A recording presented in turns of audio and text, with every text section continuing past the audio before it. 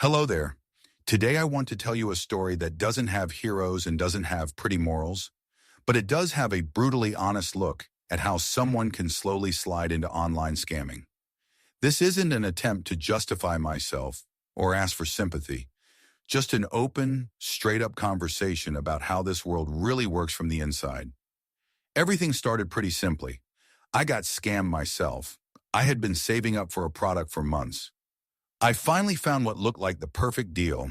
The seller sounded trustworthy, the price was a bit lower than average, and everything seemed legit. I sent the money, and that was the end of it. No product, no refund, no explanation, nothing. At first you don't want to believe it. Then you realize you've been played. And when the money was earned honestly, one paycheck at a time, that feeling hits even harder. That's when something inside me snapped. I remember sitting there thinking, these people do this all the time and live their lives like nothing happened. Why shouldn't I? Sounds ugly, I know. But that moment, that anger, was exactly what pushed me onto a path I didn't fully understand yet. I decided to try the same method. I created a listing, added nice photos, wrote a clean, believable description. You can come take a look, no problem. Local pickup preferred. The price was always 15 to 20% under the usual market value. Just enough to catch attention, but not so low that it looks suspicious. And the number one rule, never offer shipping first. The buyer has to be the one begging you for it. And trust me, they will. Then comes the most important part, building rapport, real conversations, voice calls, talking about everyday stuff, work, family issues, whatever makes you feel real. You make the person comfortable. You make them feel like you're just another guy selling something he doesn't really need. And once they trust you, they stop being careful. Eventually, they bring up the money. You never ask first. Never. If you push even a little, they'll back away. But a good buyer will say something like, "Hey, can I send you a small deposit so you hold it for me?" And you answer like you're uncomfortable with it. You hesitate a bit, but in the end, you accept. If someone offers too little, I used my go-to story. I shipped something once. The buyer never picked it up. I had to pay to get it back. I can't send anything without a deposit anymore. Most people totally understand. The story sounds relatable. As soon as the money lands, I close the listing, block the buyer, swap to a new SIM card, and start over. But the hardest part of the entire scheme wasn't the conversations. It was the photos and videos. Everything had to look unique. In the US, it's easy for someone to reverse search an image and track down the real seller. So I'd pull photos from Canada, Europe, anywhere outside the States, or ask real sellers to send me extra angles, pretending I was a buyer myself. I've been doing this for almost a decade. Years ago, buying anonymous SIM cards or prepaid debit cards in the US was ridiculously easy. Gas stations, bus terminals, you name it. Now it's a bit more regulated, but you can still find kiosks that'll sell you a prepaid SIM for $5 or $10 with no questions asked. And yes, most of the clean SIMs used for this kind of work get imported. Mexico, Central America, Southeast Asia, huge supply chain. On average, this whole thing made me around $400, $700 a week. Not life-changing money, but easy money. And that's the trap. Then one morning, around 7 a.m., someone knocked on my door. I had no clue who it could be. I open up and there are investigators asking me questions. How do you earn money? What do you do online? They didn't say much. They just told me to come with them. At the station, they sat me down, put a piece of paper in front of me and said, "Start writing. You've got at least 10 incidents." And I just stared at the page. I didn't keep records. I didn't save names or phone numbers. Everything was temporary, but they didn't care. They wanted numbers, so I started making things up. Los Angeles, 15 cases, New York, 10 cases, just random cities because I didn't know what else to write. Later, they searched my place, took my laptop, my prepaid SIMs, everything, and that same evening they told me, "Return the amount you illegally took." A couple of friends helped me gather the money and I returned it, signed the papers. The crazy part? The crime wasn't even mine. It was done by a friend who forgot to turn on a VPN. But in cases like this, they just want a closed file. They don't care whose hands were actually on the keyboard. I went to court, but since I had no prior offenses, I got community service. I was supposed to receive official paperwork, but it never showed up, even after 5 years. When I finally went to the local department, they said, "Yeah, we've got you in the system. You can shovel snow for the city or do general community work." I asked if they needed anything. They said the building needed new light bulbs. I bought them, brought the receipt, and they signed off my hours. For 3 or 4 months, I honestly thought I was done, that I'd stop this whole thing for good. But then I caught myself thinking, why not try again? And that was enough. I bought new prepaid SIMs, new cards, new photos, and launched again. In just 4 days with only a few listings, I made around $2,000. And that's when it hit me. No matter how much I pretend to quit, this stuff hooks you like a drug. It pulls you back with the promise of fast, easy cash. Sometimes I honestly don't understand how people in the US can fall for the simplest online scams. But the more I worked in this world, the more I realized something important. The biggest vulnerability isn't technology, it's human nature.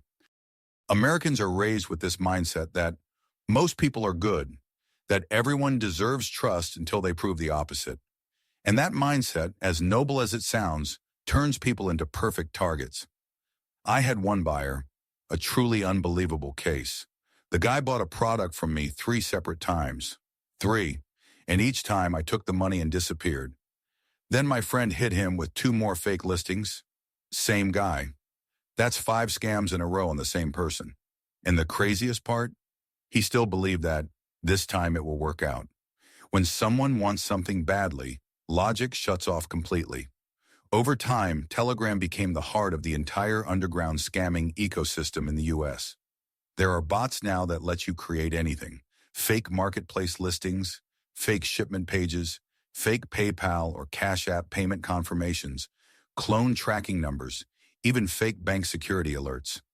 You just paste the product description, photos, and price, and the bot spits out a polished, professional-looking website that copies Amazon, eBay, OfferUp, Facebook Marketplace, whatever you need. A victim clicks the link, sees what looks like a real checkout page, enters their card information, and their money goes straight to the bot system. The page then shows them a message like, "Funds temporarily on hold for verification." People believe it every single time. Then I would send them a screenshot showing a pending transfer or a processing delay, and they'd panic. I'd reassure them, act confident, tell them the system sometimes double-checks payments, and they would enter their card details again, hoping to fix the problem. That second attempt usually drained the rest of the balance. Fear plus hope equals complete vulnerability. I once had a friend come to me, all excited, showing me a link. "Look, man, they already shipped my package. It shows a tracking number." And I took one glance and knew it was fake. But he was convinced. I spent 10 minutes breaking down the URL differences, the fake tracking format, the code errors, and he still struggled to believe me. That's how powerful hope is. Sometimes even when you put the truth in front of someone, they refuse to see it. Most Telegram scam bots have anywhere from 1,000 to 3,000 active users, and at least half of them work daily. That means thousands of fraudulent transactions flooding the US every day. It's not just stolen electronics, it's fake apartment rentals, fake movers, fake contractors, fake dog breeders, fake car shippers, fake return requests, fake bank alerts. The money goes first into the bot's wallet, they take a 15–20% cut, and in the evening they pay the scammer in cryptocurrency.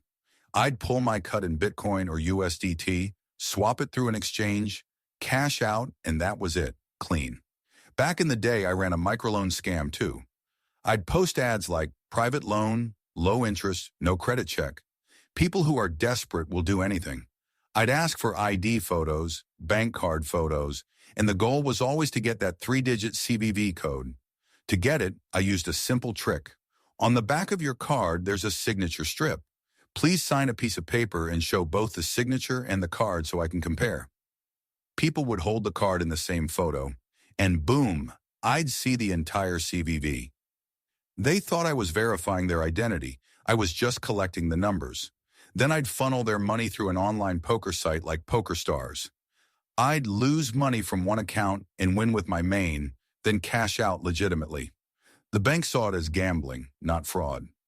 Later on, I discovered bots selling full access to hacked accounts, complete with login tokens so you could enter without triggering security flags. These accounts sometimes contained everything: private photos, cloud backups, family conversations, cheating evidence, medical details. I checked the photo gallery for compromising pictures. If I found anything, blackmail.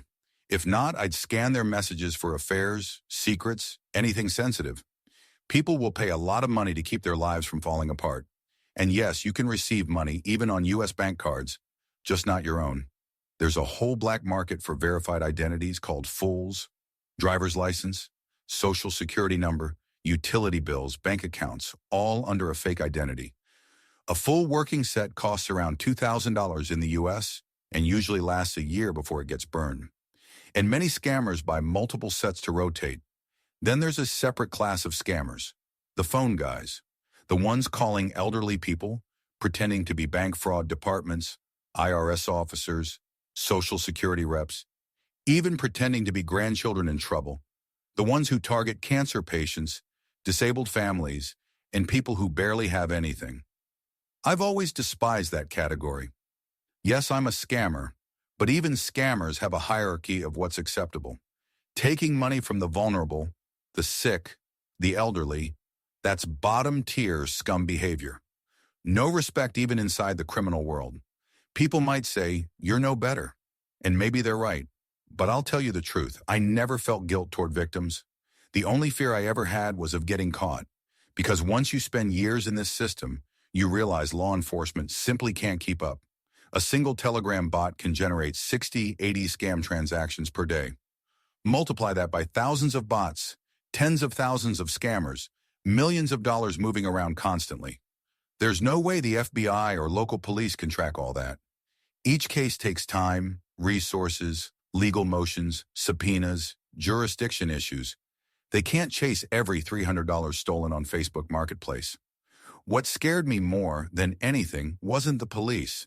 It was seeing kids in the system, actual minors, 14-year-olds running refund scams, fake payment links, Cash App flips, crypto drainers. They get their first $100 and feel unstoppable. They grow up thinking scamming is normal, that it's a hustle like any other. And that's dangerous. That shapes a generation with no moral compass. My childhood wasn't glamorous either. Money was always limited. We lived very modestly, never had fancy things. And that built a weird hunger for financial freedom. When I got scammed the first time, that moment broke something inside me. I didn't want to be the victim anymore. I wanted control. So I picked the shortcut, the dark one, and once I stepped on it, it became harder to stop. There was a time I quit, found a real job, made good, honest money, lived a clean life, and for a moment I believed I was done. But deep inside, something kept pulling me back. The adrenaline, the thrill, the rush of easy money. That's what nobody tells you. Scams become addictive. Not the money, the feeling. And that's why I'm talking now. Not to justify anything, not to glorify it, but to show how deep and dangerous this world really is. Online scamming in the U.S. isn't a few people in a basement. It's a huge machine, a system, a culture. And once you step into it, it doesn't let go easily. So here's my only real advice. Don't chase easy money. Don't go near this world. This business will swallow you whole. The situation is far more terrifying than most people think,